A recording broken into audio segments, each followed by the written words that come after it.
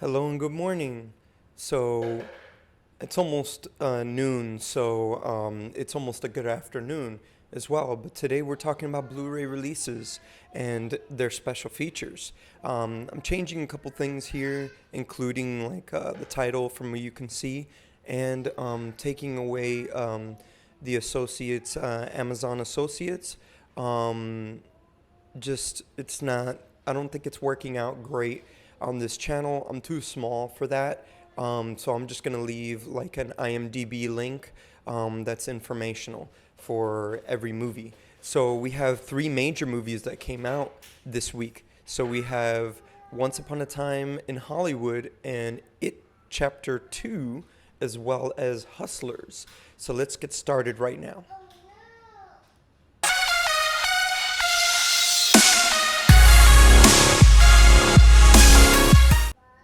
All right, welcome back. So let's get started into this real quick and let's see, because I'm excited about this Once Upon a Time in Hollywood movie. But before we get started, please don't forget to hit the subscribe button. We do educational videos like this every week. This series here, the Blu-ray releases series, are about talking about their special features and how they can help you as a filmmaker. But I wanted to concentrate more on that and make it more of an educational thing so that physical media doesn't die out. It's something that is more or less necessary, especially for filmmakers and dreamers, much like yourself and myself as well. Especially if you want to take it a step further than just being a dreamer. So, our first film we're going to talk about is Once Upon a Time in Hollywood. Okay, this is the front 4K cover.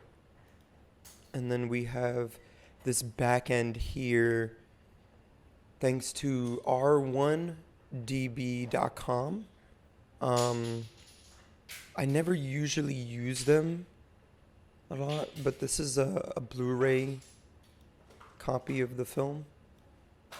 Let's get it up here. So the cover's it's a little different. This is how the Blu-ray cover looks like. I'm guessing without the slip cover. And then let's zoom in here on the back end. And let's see what we can see, because it does blur out a little bit. Excuse me, let me have some coffee. All right. So the first special features I see here, automatically they're trying to sell that there's 7 additional scenes. So if you know about Quentin Tarantino, you know that he writes a lot, and he writes a lot of scenes, and all these scenes sometimes they don't make it.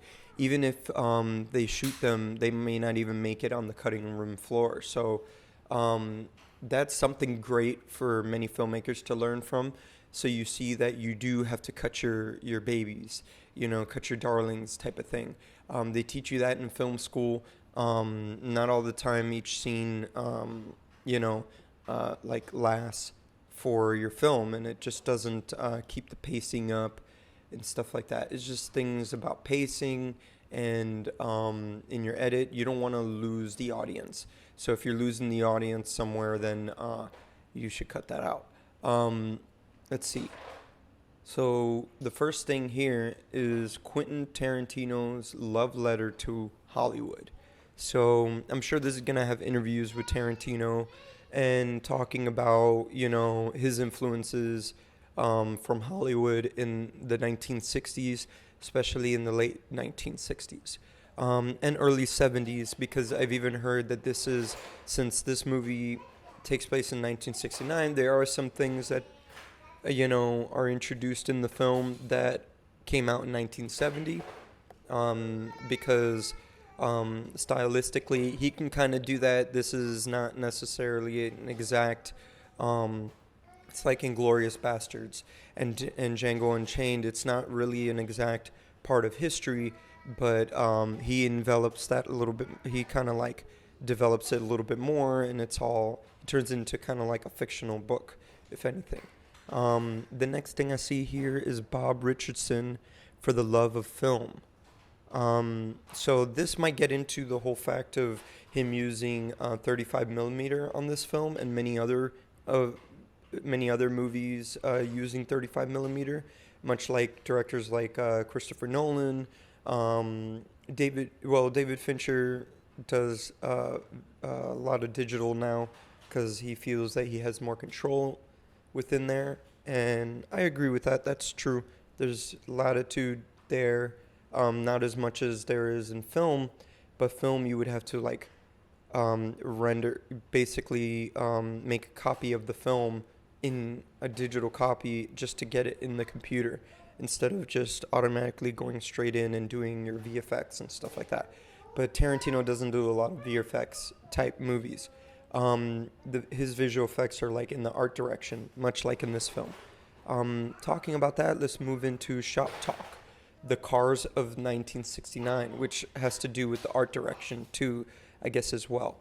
They're going to be talking about all the cars and everything. When I was in Los Angeles, I was doing some side work, doing DoorDash and like Postmates and stuff like that. I was driving around and I ended up seeing one of the streets that they had blocked off, and they were going to film the next morning, I believe, the scene where this girl, she basically goes into a movie theater, and they've dressed the movie theater into the late 1960s, including all the cars that were there. So please follow my Instagram, because I tend to do that a lot, and bump into like film sets and stuff. So being out here in Miami, not as much, but I still make sure I'm always on set, and I do that a lot on this channel. So please check that out, because there's an Essential series part 3 coming out very soon. I'll say most likely next week, so expect that. At the end of this video, I'll link the first one there, as well as my lighting one, which is the second one. So I think I should just put the playlist. Okay. Let's see. Watch the next one. Restoring Hollywood, the production design of Once Upon a Time in Hollywood. So there we go. We're just gonna segue from the shop talk of the cars and go into the art direction of the whole film, including what I just talked about, which is incredible. So this is great for any filmmaker to learn. Sometimes the little things that are in production design mean a lot in the story of any film. So make sure you check that out and learn from that. And then we got the fashion of 1969. Another thing to check out too. Wardrobe is everything. Wardrobe can tell a lot about a character as well. The colors and things that they're wearing, will say more than you think, and it may not say the right thing. So you got to focus on that. And then it says and more. So there could be, trailers, TV spots, and then these 7 additional scenes, deleted scenes and stuff. But what I love about Tarantino films is that they're always packed with special features. One of my favorites is Django Unchained, because that's like an hour 20 minute, it's almost like a movie, an hour and 20 minute documentary about how they've made that film from beginning to end. So if it's anything like that, and since that was also a Sony Pictures film, this is too, so expect that here. Okay? So moving on, we got some cool stuff. We got steel bookcase from Best Buy for Once Upon a Time in Hollywood. And we'll fade that in right now. It's really nice. When you open it up inside, it says the 9th film from Quentin Tarantino, and it has like the hills and everything like that, and magic hour. This looks more like sun rising than sun setting out there, but let me know what you think about the steelbook case in the comments below. This is cool, the pipple at the back here, the back of the steelbook case. That's cool. I like that very much. All right, and then and they all have the names, like Rich Dalton, like all their names of the characters in the film. And then there's this other collector's edition. There's a Target one with a little book, but I don't have the photo here of that. They don't have too much information on that one. But then there's this, which is like a special edition of 4K. So you not only get the 2 discs, Blu-ray and 4K copy of the film, but you also get a soundtrack of the film, I believe, of Rick Dalton's soundtrack, I guess, and all of his music in a little record. So if you have a record player, this is great. You also get like a little Mad magazine and posters for all the films that Leonardo DiCaprio's character was in the history of this film, per se. I haven't gotten a chance to see this movie. I'm dying to, me and my wife are, but it's like 2 hours and 40 minutes. And, with that being said, when you have a kid and you hear my son in the background, he's talking profusely now, and he can talk forever. So, it's the greatest thing, but, he's been up a lot now, so it's kind of tough for us to find the time to actually sit down and concentrate and watch this, which we might end up doing on my days off from the news station.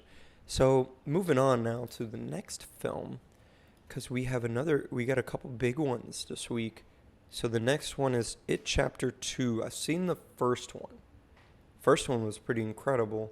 I remember the original It TV movie, the cover of it, and it always used to scare me at Blockbuster, actually, not Best Buy. Got Best Buy in the mind. I really want to get Once Upon a Time in Hollywood. Especially a steelbook case. The It Chapter 2, they have a lot of major stars in this. Moving forward from the first one, that first one was something else. I mean, it was very imaginative the way they pushed Stephen King's film, and they brought a lot of what was in the book into reality when it came to this film, unlike the TV version. So now we're looking at the back here, and there are special features. Like I always say with horror films, they always tend to have great special features to check out.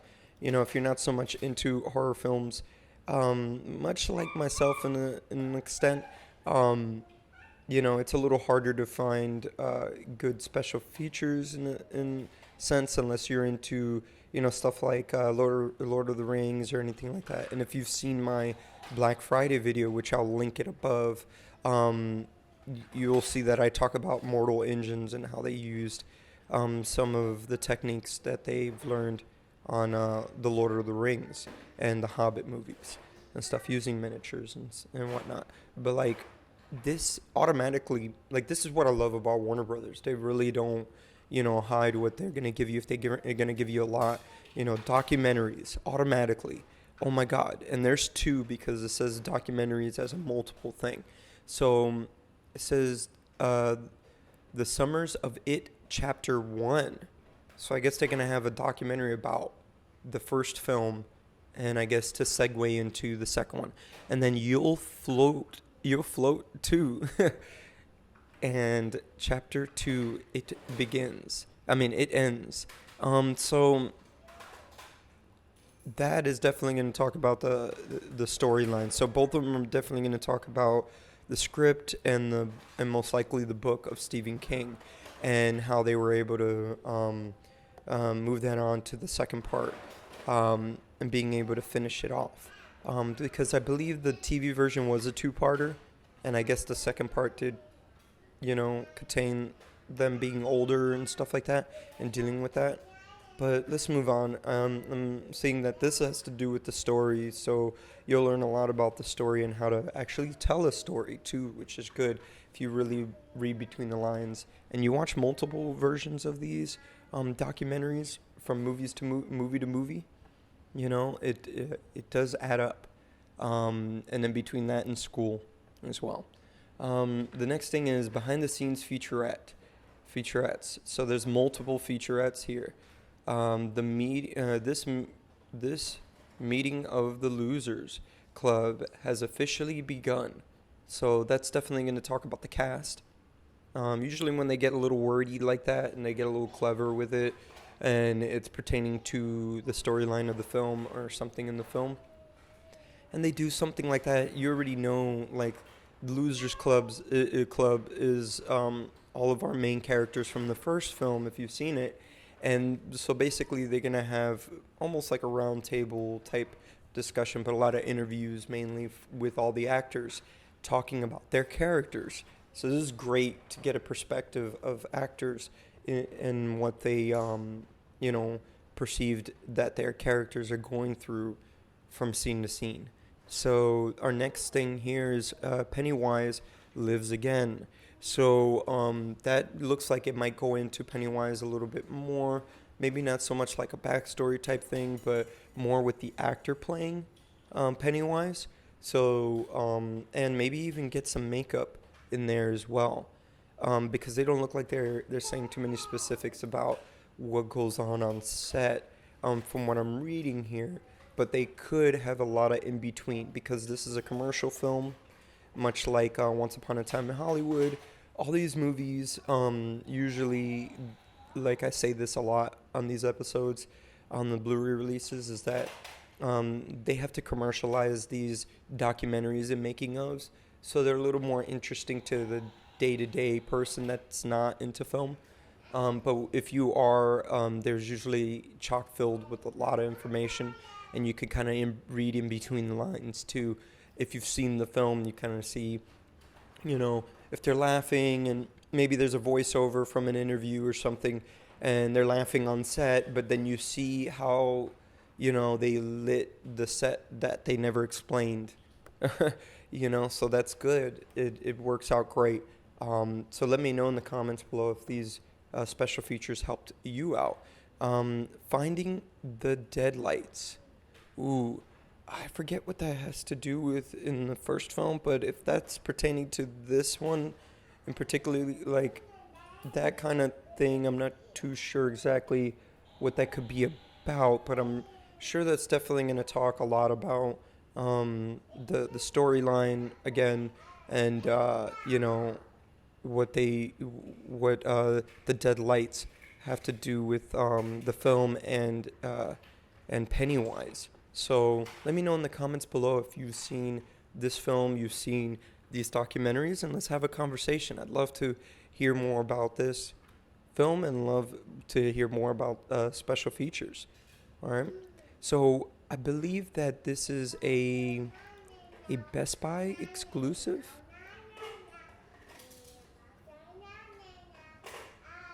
Through the town. My son sings now. He goes round and round. Isn't that creepy? Now we're looking at this and he's singing that. Sorry. So this looks really cool, this steel bookcase, and you see how, you know, you could put them together on the left over here, and then it kind of continues. It's pretty interesting. This when you open it with his face like that, that's really intimidating. But this, it looks like a really cool steel bookcase. Yeah, you got the pad over there, the blue one. Okay. Bring it over here, and I open it. You see, I could explain stuff, and he'll understand to an extent. All right, we'll move on to our next film, which is Hustlers. Okay, Jennifer Lopez movie, and it's released by Universal Studios. Again, I love Universal. Thank you for your pad. His pad is it's like an iPad or any touchscreen pad.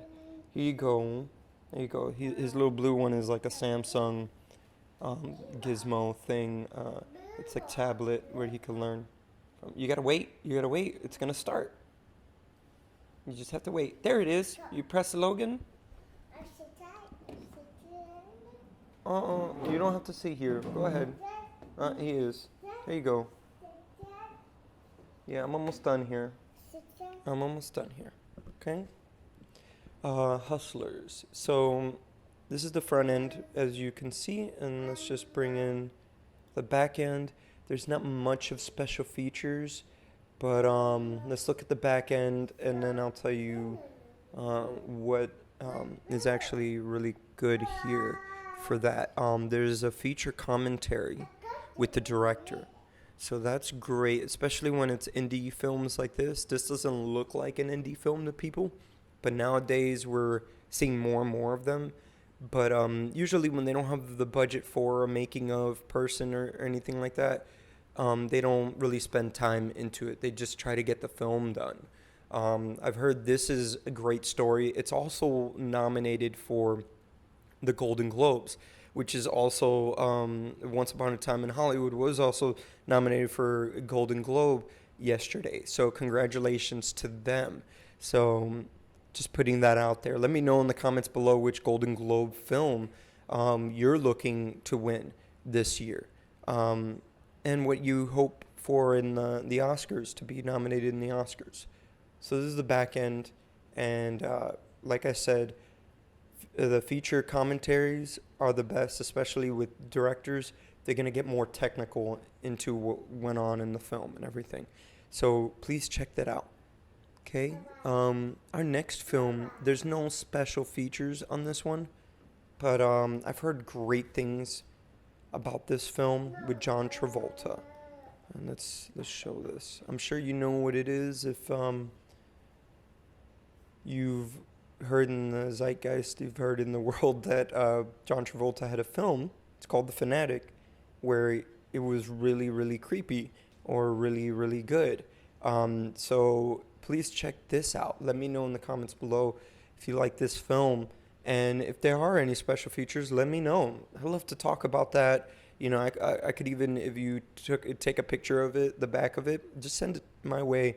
I tend to be really good at trying to find it all over the internet. I don't quit until I get at least the major ones. As you can see, at least I had all three of the major ones. A lot of the independent films, they're even harder to get. A lot of times they won't even be in the stores. So that's why I do this channel. I make sure that all the Blu-rays are accounted for for you, you as a buyer and you as a filmmaker interested in physical media. So as you can see here, this is the Fanatic, and he's like obsessed with an actor or something, and he gets a little creepy. Please let me know what you think in the comments below. John Travolta is really stepping it up in his indie game, and you know, doing independent films to really like step out of the norm. One thing I want to give a shout out to, I think his name is Colin Levy. He's got a short film called Skywatch. So if you're watching this and you understand what I mean by that, he's got a short film called Skywatch. And Skywatch basically had a cameo of Jude Law. So, you know, like, these guys are really willing to help if you really show some professionalism and have a great story. That's first and foremost, is have a great story. So, moving on, we have a documentary. Linda Ronstadt? I think I'm totally butchering her name. I don't think I'm saying it correctly.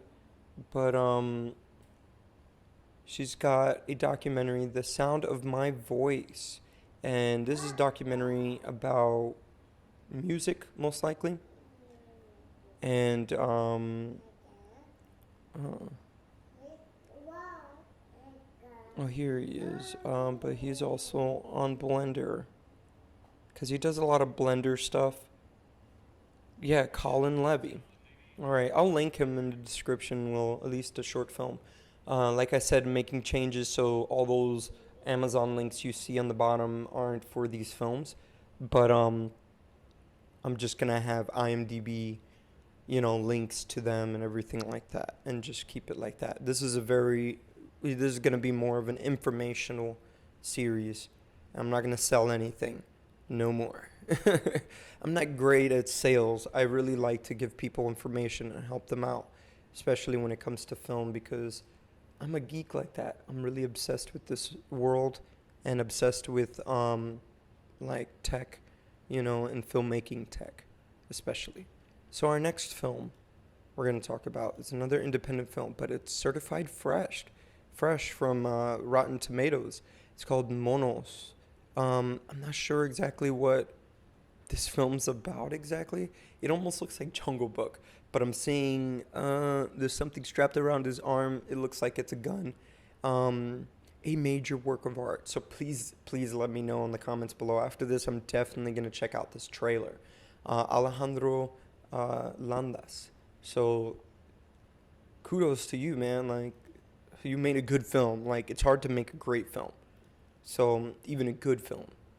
Um, Trust me, I have made a independent film, and it's not necessarily well received, but people that are more accepting of the title, they see the film for what it is, and they like it. Aside from some of the technical stuff that bothered me, which is like sound, and it's something that you gotta focus on. But I did very good for an independent film and a micro budget film at that. So our next film, speaking of micro budget, is Lucky Day, from the co-writer of Pulp Fiction and a producer of True Romance. So he was the producer of True Romance, and he's a co-writer of Pulp Fiction. It's something that is not really out there that much, and something I didn't realize till I did my research yesterday. I pulled up all these yesterday. Usually every Monday I try to get all the covers and all that stuff for every movie, and I try to gather them up for the show for today, so I'm ready to go for today. They no, you gotta wait, almost done.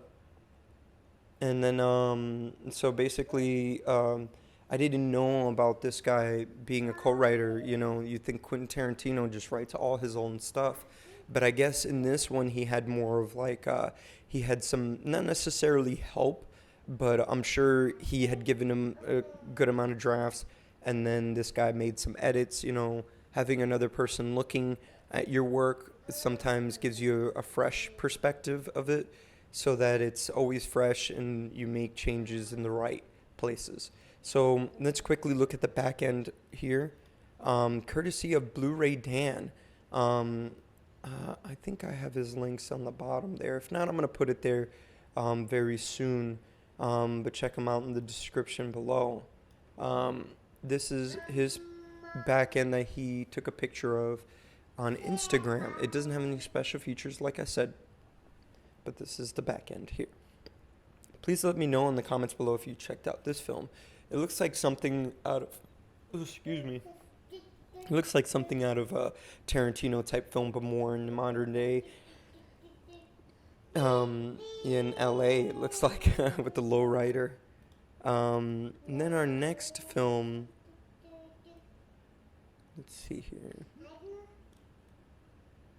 Our next film is called Badland.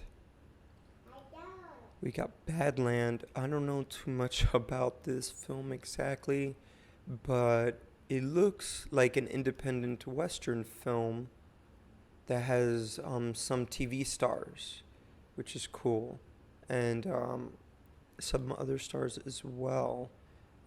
Quickly, let's show the back end here, because they do have special features. So let me know in the comments below if you've heard of this film and you're interested in the special features, because it looks like they have the making of Badland. Since this is more of a Cinedigm is like an independent type company, Papa Octopus as well. I feel like I've seen this before around. But they got some stars here. I don't see any names I recognize on the bottom, but I see this guy's face over here on the left if you're looking there, and he's from Django Unchained. He also had a black and white film that was very interesting, where he was old man, trying to escape his son or go somewhere or something like that. I forget the name of it. Let me know in the comments below if you know what I'm talking about.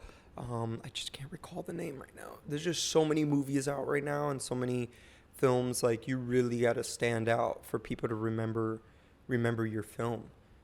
So take that in advice from me and from many filmmakers, because they all say the same thing, I'm sure. So the next film here, this is interesting. This is interesting because I liked Swiss Army Man. So let's just go to this. So this is the death of Dick Long. It's so weird. So okay, what a strange title. So we know he's gonna die, but he's got a long penis, I guess. I shouldn't be saying that about my son, but he doesn't quite understand just yet. But this is quite interesting. And Swiss Army Men with Daniel Radcliffe was very, very good. And just it had a lot of fart jokes and stuff like that. So I'm guessing this is on the other end of the spectrum. So there could be some, some jokes and weird things here. But let me know in the comments below if you've seen it. This is crazy, having like fireworks coming out of his crotch here. So let's move on, since my son's in the vicinity. The next film is Piranhas. All right, this looks like an independent releasing as well. I love doing these type of independent released films. This is just a front cover, but it's great for everyone to know that there's a lot of films coming out, other than like the ones with all the major actors and stuff like that are probably just as interesting or even more interesting, because they're willing to take more risks. They can take more risks on independent films, especially with no major cast and a very small budget. Like, much like my film, in the micro budget game, you're like in the tens of thousands, but I went even lower. My first feature film was $3,000. Okay? So our next film, which it does have, our last one, it does have special features in the back. So we'll get into this. Along Came the Devil, Part 2.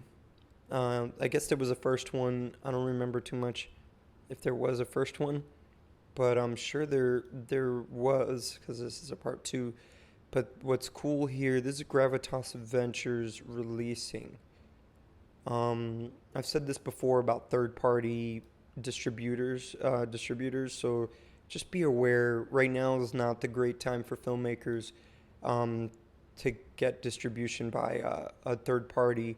Even if you do and you get a fairly good deal, you're one in a few, and I'm sure your film is like gold. It's gotta have like, a rock solid storyline, and maybe, some like more or less famous cast. So as we can see in the back end here, I'm going to zoom in. There are some special features, which is usually hard to find in movies like this, even with the little cast interviews. So let's zoom in here. So interview with Cassius Devon as Xander. So I think these are the characters. Interview with Heather, Sarah, and then an interview with Jason Devon. Ooh, it looks like they're all related. He's the director and the producer, also related. That's awesome, though. Like a whole family getting together to make a feature film. Sounds like a romantic story to me. Interview with Laura Saldi Wiggins as Jordan. So great thing here is that, especially the one with the director and producer in the same one, they're definitely going to talk about a lot of technical stuff, technical problems, maybe the stuff that they did succeed in and stuff that they didn't, and whatever it is that they've learned from this film. A lot of times directors and filmmakers will just spout out all this information. They don't realize that they're giving away a lot of knowledge as to what they have learned from this project versus the last one. And, and then when you see their next one and they give you more information, you could see where their growth is and how much they've grown from the last film. You see that a lot in like Tarantino films too. You know, the making of Pulp Fiction is amazing. Just watching that, even watching the documentary on how they did Reservoir Dogs, and then now going, fast forwarding all the way to Once Upon a Time in Hollywood. I have like, you know, eh, kind of like it'll all come full circle basically. I wasn't trying to say that, I was trying to be clever and come up with something else. But yeah, it comes full circle and you get more of an understanding of how it is to be a filmmaker and the things that you got to deal with on a daily basis trying to make that feature film, because it never works out exactly the way you want it. Sometimes you got to go with the flow and go with the universe. The universe probably is pushing you in the right direction, So just always keep your eyes open and ears open on that. So that's all done. And since we're done with that, I'm going to go into opening this up real quick. Let's see real quick if there's anybody on the show. I'm going to give a quick shout out. Ooh, am in class. Oh, wow. Okay, so amazing MW videos. So let's give this person a shout out here. And then, hello. So I'm going to give you a shout out. Amazing MW videos, I believe. So say hello again in the chat and then put yourself in the comments. Let's talk a little bit about all the releases this week about Once Upon a Time in Hollywood and what is your favorite Tarantino film. One of my favorites is Jackie Brown, actually. That's actually one of my tops. Of course, Reservoir Dogs is on there and Pulp Fiction, but really like my tops is has got to be let's go with Reservoir Dogs, Jackie Brown, and I love Django Unchained, man. Like Inglourious Bastards is right there too, but I felt like I like Django Unchained a little bit more than Inglourious Bastards, but that's my opinion. But I love all his films just the same. I could watch them over and over and over again. So please comment down below, amazing MW videos, with your favorite film from Tarantino or which one you're looking to purchase this week. Okay? So with that being said, don't forget to hit the subscribe button and the notification bell so you know about videos like this every week. I also have my Instagram, Greenlight's Instagram, and my personal Instagram right here so that you can keep in contact with me. And maybe we can talk more about, feature films like this, Blu-rays and stuff like that. And stay tuned for my Essential series. And you're going to see, a couple of videos over here. Let's put the Essential series right here. And then you're going to see last week I released my Black Friday video. So we'll put the Black Friday video here. And I'll see you guys here next week.